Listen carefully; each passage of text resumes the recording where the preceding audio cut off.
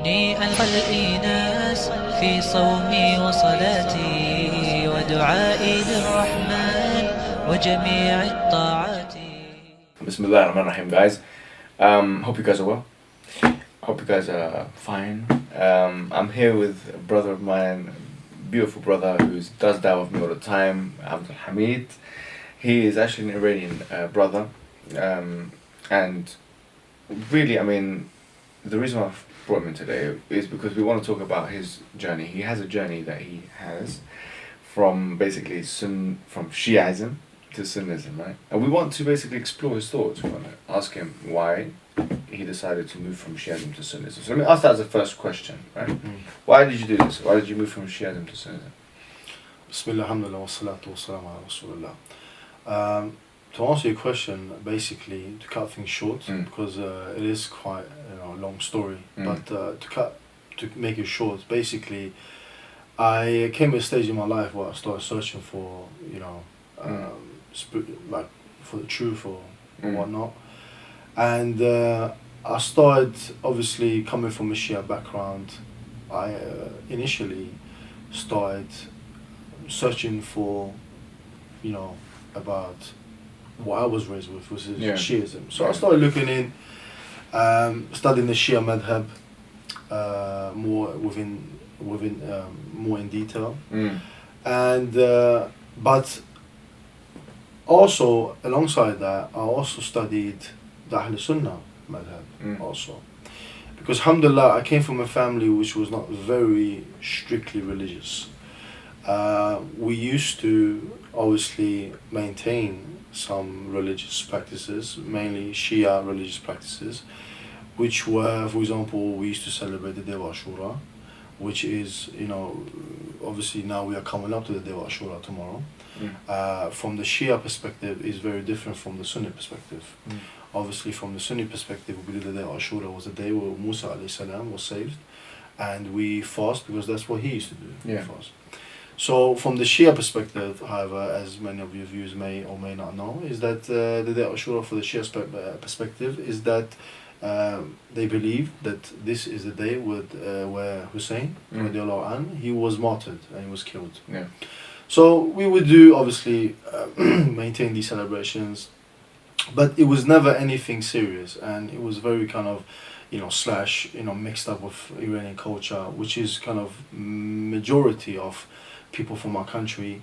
This is how they live their life, is that they are very kind of mixed nationalist with / religious, and this was kind of the typical Iranian family that I was brought up in. Now, to answer your question, how I came to Ahl Sunnah from Shiism, basically to summarize it, brother, is that I started reading a lot about Tawheed.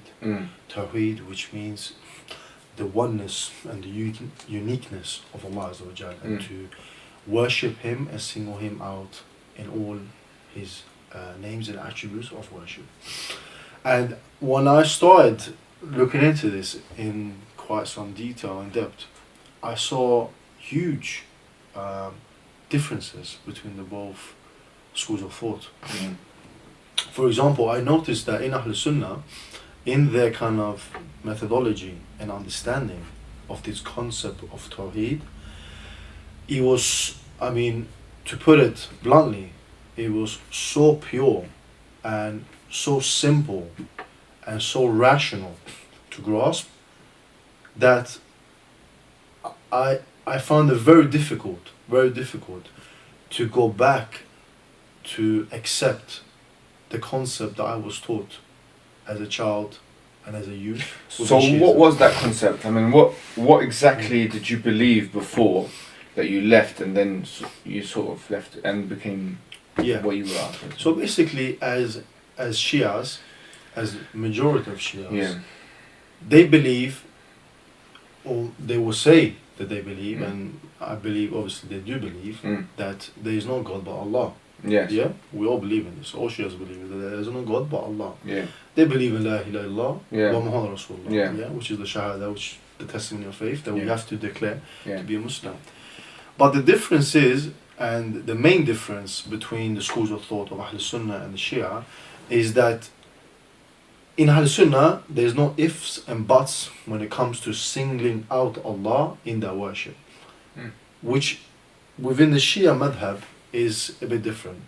So although we believed in La ilaha illallah, La ilaha illallah, and there's no God but Allah, but then we also believe at the same time that, for example, that in the concept of the imamat, which is the central, main, fundamental tenet. So you mentioned the imamah. What exactly is it about the imamah? Do you think that goes contrary to like Tawheed, the concept of believing in one God, worshiping one?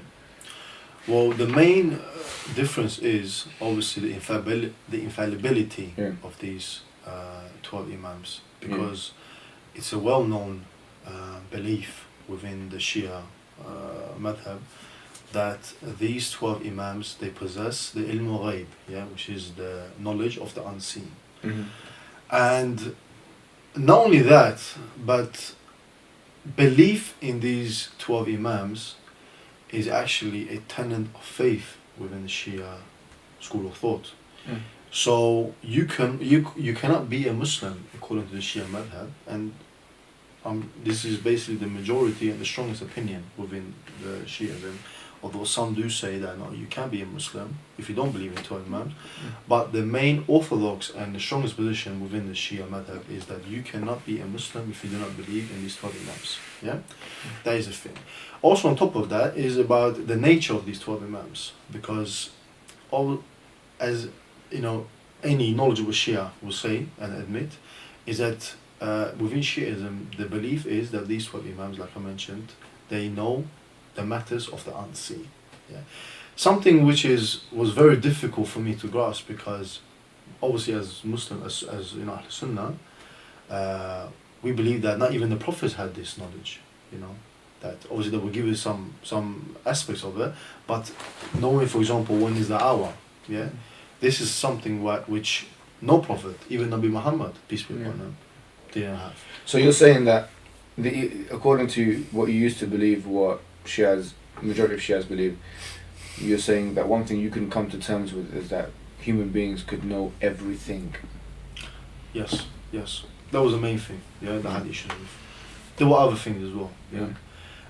There were many things which I found when I started reading the Quran, because as growing up within the Shia family, which is very common within Shia families, there is no real connection with the Book of Allah Azza wa Jal. There is no real connection, and any Shia, most of them will admit this, unfortunately, that most Shias do not spend time in reading the Quran and contemplating upon the Quran. So we used to have a Mus'haf in our house, a Quran, and do you think that might be just your family though? Not all the Shias are the same. Maybe, but most of the families that I knew, most of my family members, this is what we used to have a Mus'haf. They used to sit on the top shelf, and this Mus'haf was basically a token of protection. They used to protect against evil spirits. This is the belief we had about the Quran. That is something that we keep as a protection against whatever evil eye, spirits, and these kind of things. Very kind of obviously superstitious beliefs. Which was not what the intention of the Quran was in the first place. Well, just to be fair, like I mean, I don't know if we could use that to generalize, because it's your independent experiences, isn't it? To be completely fair. But there's something I wanted to focus on, which is going back to the concept of the imam. You're saying that you really couldn't come to terms with the fact that the imams had these powers and abilities. Did you ever think to yourself that, I mean, in terms of the Quran itself, did you believe that the Quran was cover to cover the word of Allah subhanahu wa ta'ala? Yes. So did you attempt to try and find evidences in the Quran or something? Yes. And this was the point I was going to get to. Is that if the Quran did mention that the 12 imams did have this knowledge, then obviously we will have to accept it. Because if we believe that it's the Book of Allah, and we accept Allah Azza wa Jal is all knowing and He knows best, then whatever it was mentioned in there, obviously we would have to accept it. But the problem is that fair enough, the belief is there that they possess these qualities, but the fact that I could not find these things within the Quran when I was reading it made me question it there and then. Did you really attempt to find? Yes, yes. I mean, when Did you ask any like scholars? I asked many people of knowledge. Yeah. But to be honest, this is something that we shouldn't have to go and ask scholars about, really, because if something, if there's a tenet of faith that my salvation is based upon, yeah, then Allah Azza wa Jal, He should make it clear to us in His book, yeah, crystal clear, that this is something that you have to believe and follow if you wish to have salvation. So it's not really, we don't have to go ask any experts about this. Just open the book of Allah yourself and just read it and see if something which you believe is the central point of your life and the ticket to your salvation, Yeah. then obviously it should be mentioned in the book of Allah. What was the tipping point for you? What made you think, I can't live as a Shia anymore? Yeah. What did it? When did it actually happen? How did it happen? That point I reached when, obviously, like I said, when I started reading the Quran more and more, and I noticed that Ahl Sunnah, what they were saying was matching the Quran more than what was towards the Shia and what Shia scholarship was saying. So my central point and my base was the Quran. I was surrounding myself and I was letting the Quran judge my fate. So I wasn't following any individuals, anything like this, or any personalities. I was just sticking to the Quran. And I started to notice that the madhab of Ahl Sunnah, the things they were saying about their aqidah, their belief, what they believed was, the true path, was matching the Quran much more than what I found within the Shia madhab. In a nutshell, this is what it was. Yeah. In a So nutshell. what? How was it? One day you just said, "We're going to pray like this," or Well, to be honest, that's not really an issue. Whether we pray with our hands. Yeah, closed. that's right. Because we have even some Sunnis that pray with their hands. That's right. Malikis, Yeah. So it's not really, that wasn't really main the issue. But the main issue was the belief. Yeah. What is the tenet of faith? What is it that we believe is the salvation in our lives? If we Did you follow. just start following the hadith of Sunnis after that? Not really, no. Not really. Yeah. Obviously, I started from a very basic level, so I asked and I inquired, okay, so what is it that Sunnis believe or the tenets of faith? So obviously in Ahl Sunnah, there's 6 articles of faith, So, and I looked through all 6 of them, and I looked in the Quran, and I found all 6 of them within the Quran. And these are obviously different for the viewer than the 5 pillars of the 5 pillars of Islam. These are 6 pillars of Iman, which is faith. 6 articles of faith. Yeah. Yeah. So you're saying that you just felt comfortable with this after that? Yes, and obviously, just looking at the manners, the etiquettes of the people of knowledge in Ahl Sunnah, and I compare that with what I saw in Iran, because in Iran, unfortunately, what's happened now with the actions of many of the Shia scholars is that, unfortunately, many Iranians have either apostated from Islam completely, they have left, Islam altogether, or they have converted to other religions, such as Christianity. And the main cause of that, which they themselves admit, is the actions of the Shia scholars. Yeah. Would you say the same probably could apply to Sunnis sometimes? No, I wouldn't say that. Really? I wouldn't say no. Because, obviously, no scholar is beyond mistakes or anything, all make mistakes. But I found that, and this is maybe just my subjective opinion, but obviously it's my opinion. Yeah. But I found that when I look towards the people of knowledge in Ahl Sunnah, I found that kind of sincerity, which I could never find within the scholars of the Shia madhab at all. Okay, one more thing, just I think we can conclude with this last question really is, how did your life change? Did you find that did you start to feel spiritually more awake? Did you feel happier? What has it done for you to move from Shia? Well, obviously, brother, this was not a easy journey for me. As I gained not only many friends, but I gained many enemies, even with my own family. Yeah. So I had even family members that turned their backs on me because of this. Mm. But I realized that, you know, in the end of the day, we have to stand for what we believe in. Yeah.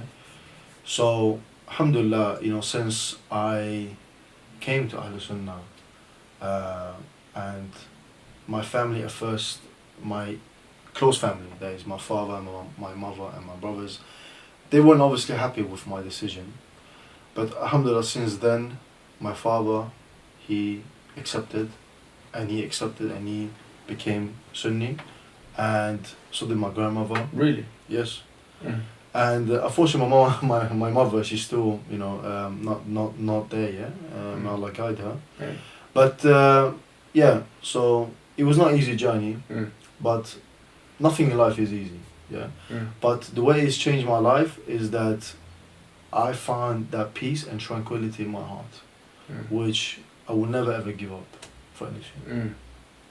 And you know, that's similar to any other person I know that went through the same journey as I did. Mhm. That you know, once just what I would say to the viewers, any Shia, just make dua to Allah to guide you to the truth. That's it. And if you believe that Shiism is the truth, and you stay to that, then that's your decision. But what I would say is that keep an open heart, an open mind to both sides of the truth, two sides of the opinions, because both opinions, both madhabs, Ahl Sunnah and Shia, are very different in the fundamentals. That is, in the fundamentals. Yeah. One of them can be true, not both of them can be true.